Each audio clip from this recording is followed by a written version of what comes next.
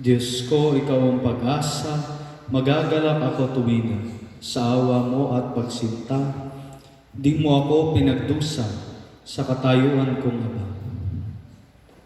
Sa ngalan ng Ama at ng Anak at ng Espiritu Santo. Amen. Ang pagpapala ng ating Panginoong Hesukristo, ang pag-ibig ng Diyos Ama at ang pakikipagkaisa ng Espiritu Santo naway sumainyong lahat.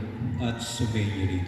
Mga kapatid, aminin natin ang ating mga kasalanan upang tayo maging marapat gumanap sa banal na pagdiriwang.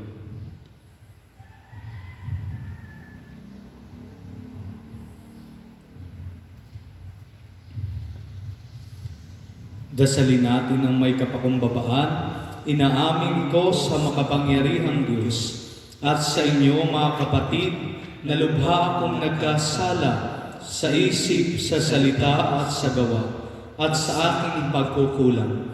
Kaya sinasamo ko sa mahal na Birheng Maria, sa lahat ng mga anghel at mga banal, at sa inyo mga kapatid na ako'y panalangin sa Panginoong ating Diyos. Kawaan tayo ng makapangyarihang Diyos, patawarin tayo sa ating mga kasalanan, at patnubayan tayo sa buhay na walang hanggan. Amen. Panginoon, kaawaan mo kami. Panginoon, kaawaan mo kami. Kristo, kaawaan mo kami. Kristo, kaawaan mo kami. Panginoon, kaawaan mo kami. Panginoon, kaawaan mo kami. Manalangin tayo.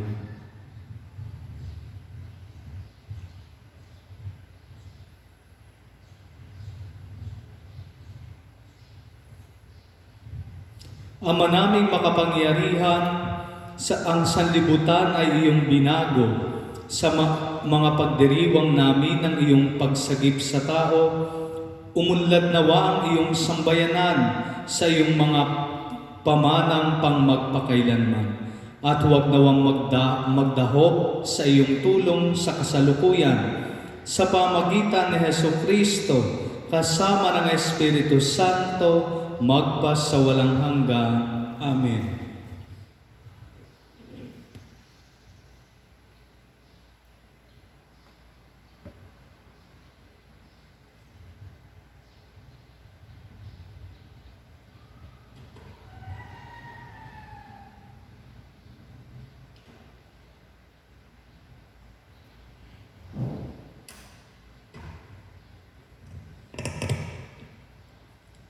Pagbasa mula sa aklat ni Propeta Isaías. Ang sabi ng Panginoon, ako ay lilikha, isang bagong lupa at isang bagong langit. Mga pangyayaring pawang lumipas na ay di nababalik. Kaya naman kayo'y dapat na magalak sa aking nilalang. Yamang nilikha ko itong Jerusalem na ang aking pakay maging kagalakan ng mga hinirang. Ako mismo'y magagalak dahil sa Jerusalem at sa kanyang mamamayan. Dooy walang panambitan o kaguluhan. Dooy wala ng sanggol na papanaw. Lahat ng titira roon ay mabubuhay ng matagal. Ituturing pa rin na kabataan pa ang edad 100. Ang hindi umabot ng gulang na ito ay pinarusahan. Magtatayo sila ng mga tahanang kanilang titirhan. Sa tanim na ubas ay sila ang aani. Ang salita ng Diyos. Salamat sa Diyos. Salmong tugunan, poong sa akin nagligtas, ang dangal mo'y aking galak. Poon sa akin nagligtas, ang dangal mo'y aking galak. O Panginoon ko, sa iyong ginawa kita'y pinupurit, ako'y iniligtas. Kaya kaaway ay di na nakuhang mutuwat magalak. Mula sa libingang daigdig ng patay, hinango mo ako at muling binuhay. Ako nakasama nilang napabaon sa kailangan. Poon sa akin nagligtas, ang dangal mo'y aking galak. Purihin ng poon, siya ay awitan ng lahat ng tapat na mga hinirang. Iyong gunitain ang mga ginawa ng Diyos na banal. Ang kanyang ginawa ay alalahanin at pasalamatan. Hindi nagtatagal yung kanyang galit at ang kabutihan niya walang wakas. Ang abang may hapis at tigmak sa luha sa buong magdamag Sa bukang liwayway ay wala nang lungkot, kapalit ay galak. Poon sa aking nagligtas, ang dangal mo ay aking dala. Kaya't ako'y dinggin, ikaw ay mahabag sa akin. O poon ko ay pakinggan, mahabag ka, poon. Ako ay dinggin mo at iyong tulungan. Nadama ko'y galak ng iyong hubarin ang aking panluksa. Sa pasasalamat sa iyo, O poon, ay di ka magsasawa. Poon sa aking nagligtas, ang dangal mo ay aking dala. Matuwid ang dapat gawin, masamay iwasan natin.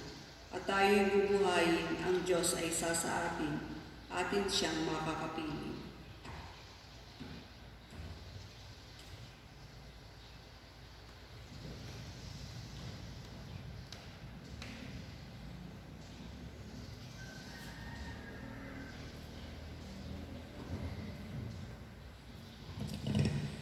Sumainyo ang Panginoon. At sumainyo Ang mabuting balita ng Panginoon ayon kay San Juan. Papuri sa iyo, Panginoon. Noong panahong iyon, umalis si Jesus sa Samaria at nagtungo sa Galilea, sapagkat si Jesus na rin ang nagsabing,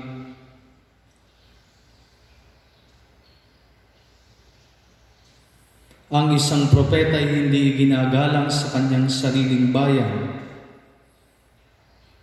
Pagdating niya sa Galilea ay mabuti ang pagtanggap sa kanya ng mga taga roon, sapagkat nasa Jerusalem din sila noong pista ng Pasko, at nakita nila ang lahat ng kanyang ginawa roon. Nagpunta uli si Jesus sa Cana Galilea, doon niya ginawang alak ang tubig.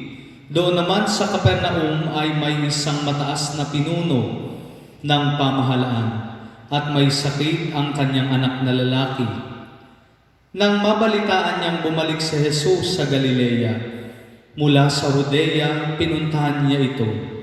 Pinakiusapan niya itong pumunta sa Capernaum at pagalingin ang kanyang anak na naghihingalo. Sinabi sa kanya ni Jesus, hanggat hindi kayo nakakikita ng mga palatandaan at mga kababalaghan, hindi kayo mananampalataya. Ngunit sinabi ng pinuno, tayo na po, Ginoo, baka mamatay ang aking anak. Sumagot si Jesus, umuwi na kayo, magaling na ang inyong anak. Naniwala ang lalaki sa salita ni Jesus at umuwi nga siya. Sa daan pa'y sinalubong na siya ng kanyang mga alipin at sinabing magaling na ang kanyang anak. Tinanong niya sila, anong oras siya gumaling? Siya po'y inibsa ng lagnat kahapong mag-aalauna ng hapon. Tugon nila, naalala ng ama na noong oras na iyon sinabi sa kanya ni Jesus, magaling na ang iyong anak. Kaya't siya at ang kanyang buong sambahayan ay sumampalataya kay Jesus. Ito ang pangalawang kababalaghang ginawa ni Jesus sa Galilea, pagpunta niya roon, buhat sa Judea. Ang mabuting balita ng Panginoon. Pinupuri ka namin, Panginoong Jesucristo. Magandang umaga po sa ating lahat. Magandang umaga rin. Ngayon ay Lunes sa ika-4 na linggo ng Kwaresma. Patuloy pa rin ang ating pakikiisa sa panawagan ng ating pamahalaan at ng ating simbahan na isagawa itong enhanced community quarantine upang maiwasan ang paglaganap ng COVID-19. Bagamat patuloy din naman ang ating pagsusumamo sa Diyos sa pamagitan ng ating araw-araw na misang iniaalay para sa kahilingang ito. Ayon nga daw po sa tala, iilang pasyente pa lamang ang nagpositive sa COVID-19. Bagamat ito ay dahilan din sa kakulangan ng testing kits na magagamit at ito ay hindi sasapat upang tugunan ang lahat ng mga PUI at PUM na napakarami na ng bilang hanggang sa ngayon. Kaya naman ayon sa mga eksperto, kung tunay na matetest lahat ng mga PUI at PUM, ay magugulat talaga tayo sa nakakalulang bilang na maaaring mag-positive sa COVID-19. Kaya naman habang tayo ay nananatili sa ating mga tahanan, sabay-sabay din tayong nagdarasal para sa ating kaligtasan at para sa pagtatapos ng pandemyang ito. Kaya nga, malamang tayo po ay naghihintay ng himala sa mga araw na ito. Siguro ay umaasa rin tayo na sa ating pagising sa umaga, wala ng quarantine, wala ng COVID-19. Maayos na ang lahat at maaari na tayong bumalik sa ating normal na buhay. Ito po ay aking binabanggit dahil ito rin mismo ang paksa sa ating ebanghelyo sa araw na ito. Isang opisyal ang pumunta kay Jesus mula pa sa Capernaum. Malamang isang pagano ang opisyal na ito sa pamumuno ni Herodes Antipas. Ngunit di maikakaila na siya ay mayroong pananampalataya kay Jesus. Inihahalin tulad ng ibang teologo ang pananampalataya ng opisyal na ito sa pananampalataya ng Romanong opisyal na lumapit kay Jesus dahil sa kanyang may sakit na alipin. At di biro ang kanyang nilakbay, makita at makausap lamang si Jesus. Dahil simula sa Capernaum, mula sa kanyang pinanggalingan, ay malayo ito hanggang sa kinatutunguhan ni Jesus sa Galilea. Ngunit sa tagpo kung saan sinabi ng opisyal, tayo na po Ginoo, baka bago mamatay ang aking anak. Ang naging tugon lang ni Jesus, umuwi na kayo, magaling na ang iyong anak. Malamang ay magkahalong takot at pagkalito ang kanyang naramdaman sapagkat agaw buhay na nga ang kanyang anak. At ang milagrong inaasahan niya ay sa pamamagitan ng pagsama sa kanya ni Jesus papunta sa Capernaum upang pagalingin mismo ang kanyang anak. Subalit ninanais ni Jesus na palalimin ang pananampalataya ng opisyal na ito, na siya ay sumampalataya hindi sa himalang kanyang inaasahan, kundi sa mga salita ni Jesus. Nais ni Jesus na turuan ng opisyal na ang tunay na pananampalataya ay hindi ang panghawakan kung ano ang kayang gawin ng Diyos, kundi kung ano ang nais gawin ng Diyos na naaayon sa kanyang kalooban. At ganito rin po mga kapatid, ang kinakaharap ng bawat isa sa atin sa panahon ngayon. Tayong lahat ay may pananampalataya. At sa ating pagsampalataya sa Diyos, ipinagsusumamo natin na tanggalin na niya ang bantang ito para sa ating lahat. Subalit ang pananampalataya ay hindi nakabatay sa kung ano ang ating inaasahan sa Diyos, kundi kung ano ang kalooban niya para sa atin. Ito rin mismo ang makikita natin na sinasalamin sa ating unang pagbasa. Sinabi ng Diyos, ako ay lilikha ng isang bagong lupa at isang bagong langit, at lahat ng isinaad doon ay naaayon sa kalooban ng Diyos. Sa lahat ng bagay, ang Diyos ang magpapasya, ang Diyos ang masusunod. Kaya naman sa araw na ito ay inaanyayahan tayo ng Diyos. Manalig tayo sa Kanya at sa Kanyang kalooban. Bagamat hindi natin maintindihan kung bakit natin dinaranas ang pagsubok na ito, manalig tayo na ang lahat ng ito ay may dahilan. Sa patuloy nating pagdalangin sa Diyos, hilingin nating hindi masunod ang ating kalooban, kundi ang sa Kanya. Upang katulad ng opisyal na tumalima sa salita ni Jesus, ang ating pananampalataya ay magbunga rin ng tunay na himala. Pagpalain po tayo.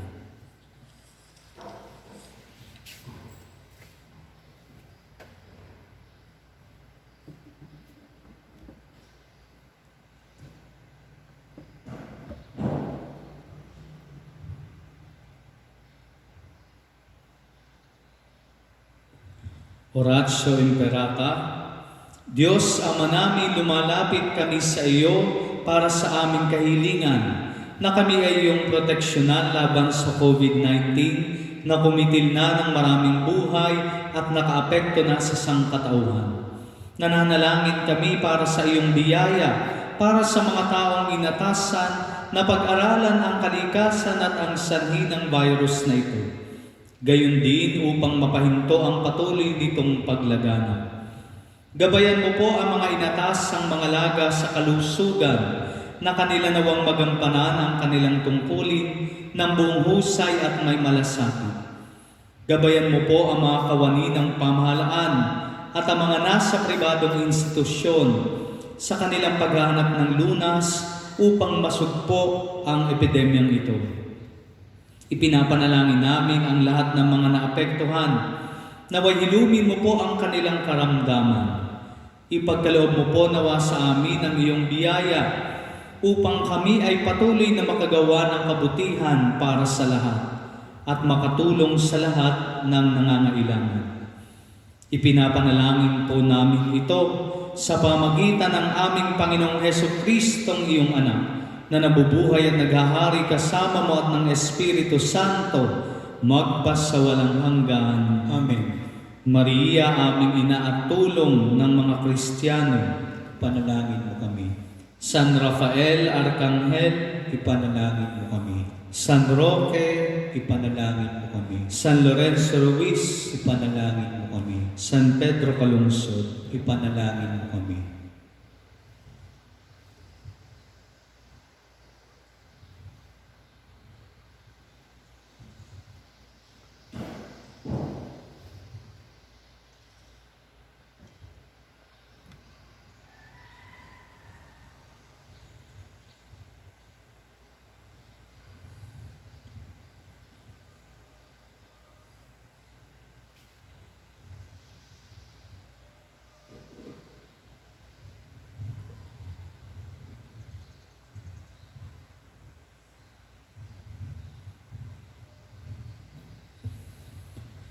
Kapuri-puri ka Diyos sa mga lumikha sa sanlibutan, sa iyong kagandahang loob, narito ang aming maiaalay.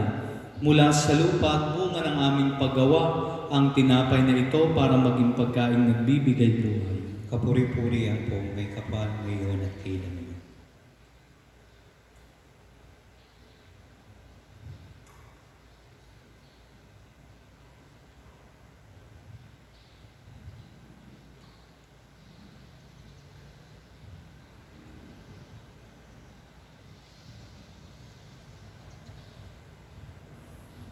Kapuri-puri ka Diyos sa mga lumikha sa sanlibutan, sa iyong kagandahang loob, narito ang aming maiaalay. Mula sa katas ng ubas at bunga ng aming paggawa, ang alak na ito para maging inuming nagbibigay ng iyong Espiritu. Kapuri-puri ang pong may kapal ngayon at kailanman.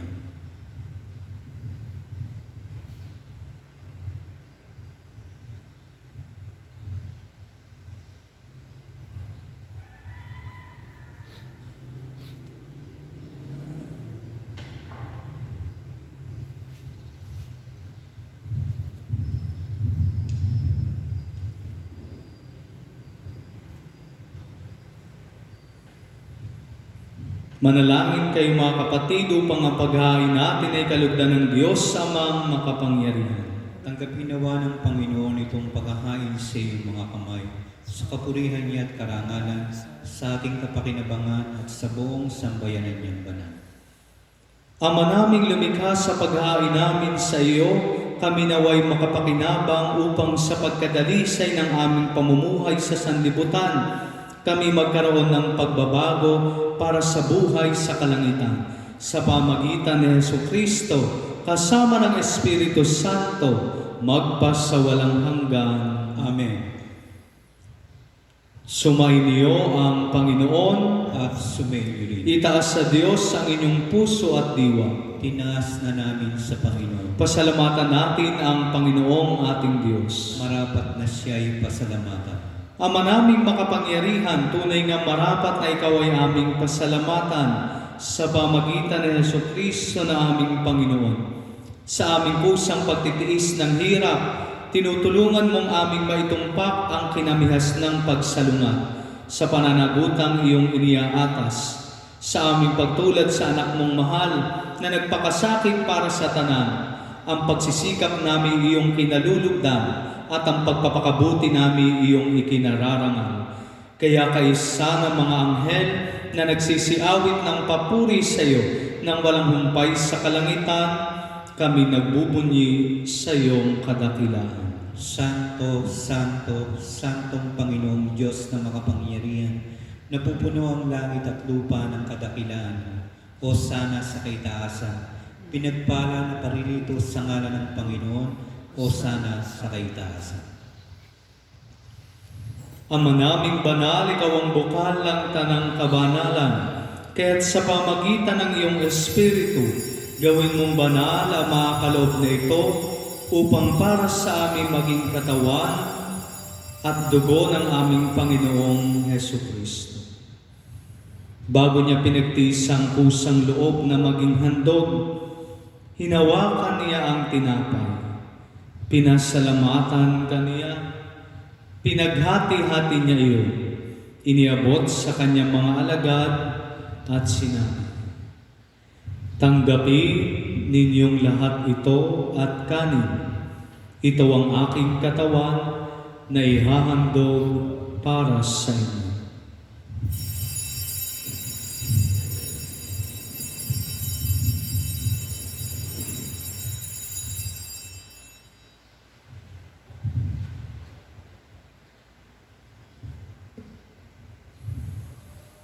Gayon din naman noong matapos ang hapunan, hinawakan niya ang kalis. Muli kanyang pinasalamatan. Iniabot niya ang kalis sa kanyang mga alagad at sinabi, "Tanggapin ninyong lahat ito at inumin. Ito ang kalis ng aking dugo, ng bago at walang hanggang tipan. Ang aking dugo na ibubuhos para sa inyo at para sa lahat, sa ikapagpapatawad ng mga kasalanan. Gawin ninyo ito sa pag-alaala sa akin."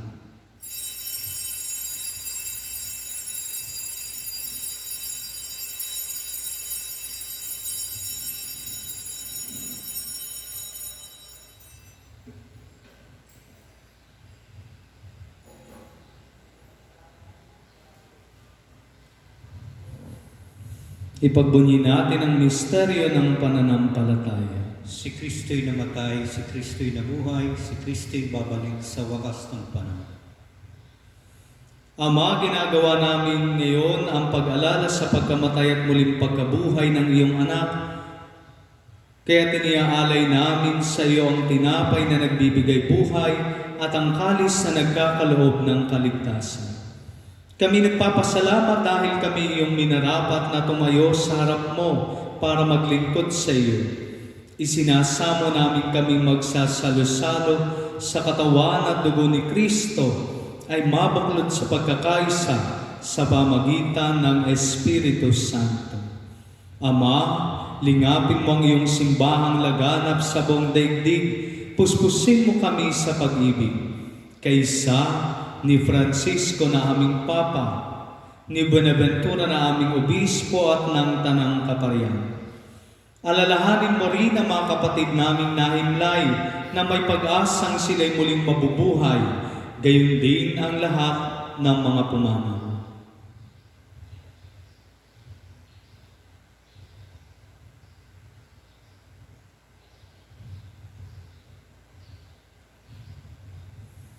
Kawan mo sila at patuloyin sa iyong kaliwanagan. Kawan mo at pagindapatin kaming lahat na makasalo sa iyong buhay na walang wakas. Kaysa ng mahal na Birheng Maria, ang Ina ng Diyos. Kaysa ni San Jose, ang kanyang kalinis-linis ang esposo. Kaysa ng mga apostol, ni San Santiago na ating patron at ng lahat ng mga banal, na namuhay dito sa daigdig ng kalugod-lugod sa iyo. May pagdiwang nawa namin ang pagpupuri sa ikararangal mo sa pamagitan ng iyong anak na aming Panginoong Hesukristo. Sa pamagitan ni Kristo kasama niya at sa Kanya, ang lahat ng parangal at papuri ay sa iyo, Diyos amang makapangyarihan, kasama ng Espiritu Santo, magpasawalang hanggan. Amen. Sa tagubili ng mga nakagagaling na utos at turo ni Jesus na Panginoon natin at Diyos, ipahayag natin ng lakas loob. Ama namin, sumasalangit ka, sambahin ang ngalan mo. Mapasa amin ang kaharian mo, sundin ang loob mo dito sa lupa para na sa langit. Bigyan mo kami ngayon ng aming kakanin sa araw-araw at patawarin mo kami sa aming mga sala para na papatawad namin sa nagkakasala sa amin at huwag mo kaming pahintulot sa tukso at ihadyan mo kami sa lahat ng masama. Hinihiling namin kami yadya sa lahat ng masama, pagkalooban ng kapayapaan araw-araw, iligtas sa kasalanan at ilayo sa lahat ng kapahamakan. Samantalang aming pinananabikan ang dakilang araw ng pagpapahayag ng tagapagligtas naming si Hesus Kristo. Sapagkat sa iyo ang kaharian, kapangyarihan at kapurihan, magpakailanman. Amen. Panginoong Hesus Kristo, sinabi mo sa iyong mga apostol, kapayapaan ang iniiwan ko sa inyo. Ang aking kapayapaan ang ibinibigay ko sa inyo. Tunghayan mo ang aming pananampalataya at huwag ang aming mga pagkakasala. Pagkalooban mo kami ng kapayapaan at pagkakaisa ayon sa iyong kalooban. Kasama ng Espiritu Santo, magpasawalang hanggan. Amen. Ang kapayapaan ng Panginoon ay laging sumainyo. At sumainyo rin. Magbigayan kayo ng kapayapaan sa isa't isa.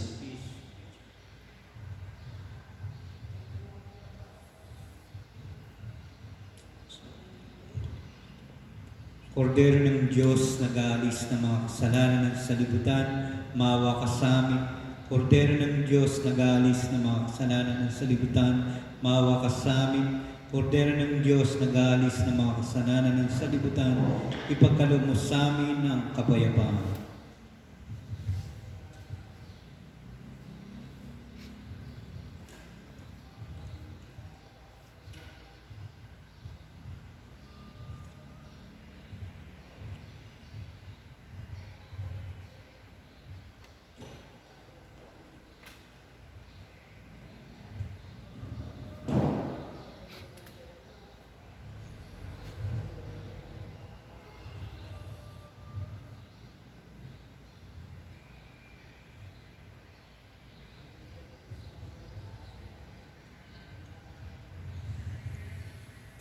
Ito ang kordero ng Diyos, ito ang nag-aalis ng mga kasalanan ng sanlibutan. Mapalad ang mga inaanyayahan sa kanyang piging. Panginoon, di ako dapat magpatuloy sa iyo, ngunit sa isang salita mo lamang ay gagaling na ako.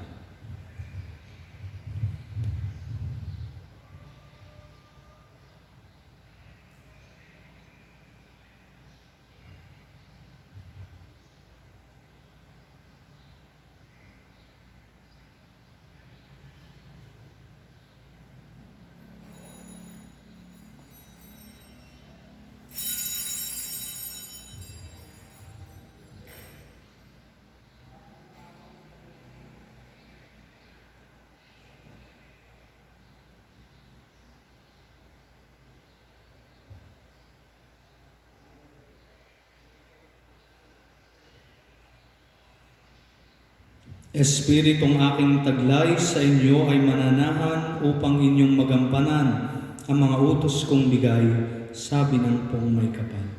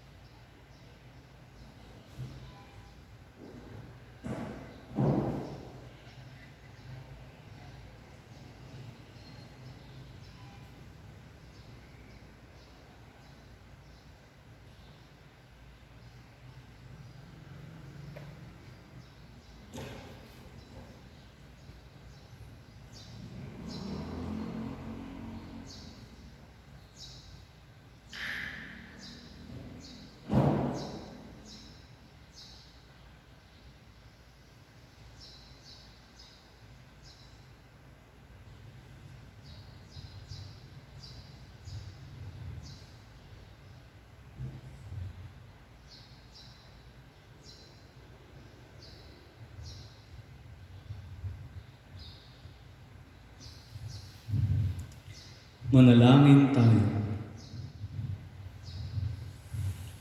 Ama naming mapagmahal, ang aming banal na pakikinabang ay siya nawang bumago at bumuhay sa amin. At siya rin magpabanal at mag-akay sa amin sa iyong piling. Sa pamagitan ni Jesucristo, kasama ng Espiritu Santo, magpas sa walang hanggan. Amen. Sumainyo ang Panginoon At sumainyo rin. at away pagpalain kayo ng ating dakila at makapangyarihang Diyos, Ama at Anak at Espiritu Santo. Amen. Ang misa ay naialay na. Humayo kayo sa kapayapaan ni Kristo. Salamat sa Diyos.